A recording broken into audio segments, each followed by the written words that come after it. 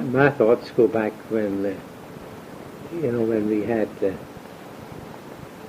horsepower. See, we didn't have tractors, so you had to have something to run the thrashing machine, and so we had a horsepower. You put a horse on there, and he'd be making walk, and that would the floor would just keep on going, and that would turn a big wheel in there. You put a belt on, and that would run the thrasher. Oh wow! And run everything that we wanted to. Uh-huh.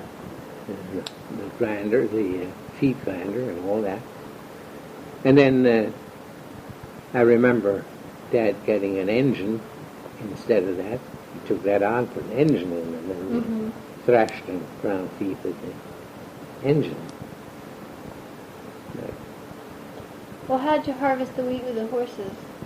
Well, you put 3 horses into the binder, and you go around the field first. Cut that. If you didn't want to spoil the grain, which most people didn't want to, so before they had the binders, they cradled it. You don't know what a cradle is. Is that thing that you... It's a scythe with a rack on it. Then you take a swath and dump it down, and then you come along and you make sheaves and tie them up by hand. But then they take that and they go around the field one time. Then when the horses would go around, they wouldn't tread it down. So my dad always used to, and most farmers did, they went around with the cradle first and made one round, then we could go around with the binder without spoiling the grain. It was a lot of work. Oh yes, yes, farming was hard work. That's why you didn't plant as many acres of corn. That time you'd have to husk all the corn by hand. Oh my goodness. By hand? By hand. First you'd chop it and you'd put it on shocks. And then that we used to try to do before school would start. Get it on shocks. Then we'd let it dry, and then we'd go and husk, and the whole family would go out and husk corn.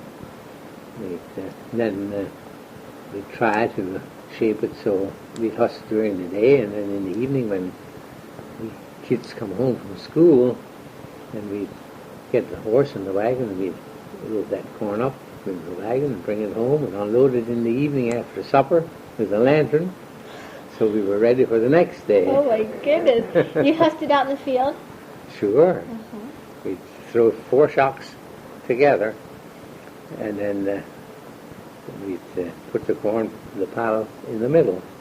One would husk one shock and throw them over there, the other. Oh my goodness. And then you'd tie the fodder up and put that on a big shock and let that dry. Then later on you brought that in and cut that up for corn feed, for cow feed, corn fodder. Boy, that was a lot of work, and I thought I had it bad now. Oh, you don't know nothing of farming. You don't know nothing. You can't imagine even. I bet. You can't imagine.